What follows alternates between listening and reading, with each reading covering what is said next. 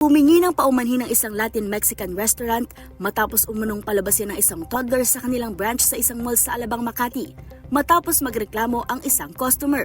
Sa Facebook post ng netizen na si Iska Rubio Marco, ibinahagi niya ang reklamo laban sa naturang resto matapos umanong sabihan ang kanilang pamilya na umalis dahil may grupo ng customers na nairita sa bata. Ayon sa kanya, ang kanyang anak ay isang toddler lamang na masayang sumasayaw habang tumutugtog ang music ng restaurant. Ngunit sa halip na kausapin ang nagreklamo, pinili umano ng staff na palabasin ang kanilang pamilya. Giit pa ng uploader, nakaramdam sila ng kahihiyan at diskriminasyon at walang narinig na maayos na paumanhin mula sa staff doong nangyari ang insidente. Kinabukasan, naglabas ng opisyal na pahayag ang resto at inako ang responsibilidad sa nangyari at humingi ng paumanhin sa pamilyang naapektuhan.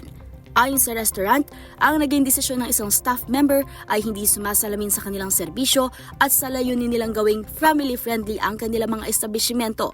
Sinabi rin ng gringo na magsasagawa sila ng corrective action para sa mga sangkot na staff at magpapatupad ng mas mahigpit na guidelines sa customer handling sa lahat ng kanilang branches. Tiniyak din ng kumpanya na palalakasin nila ang kanilang commitment upang matiyak na mararamdaman ng lahat ng customer, lalo na ang mga pamilya, ang pagiging welcome sa kanilang mga resto. Para sa DZRH TV, ito si Mili Borja, una sa Pilipinas, una sa Pilipino.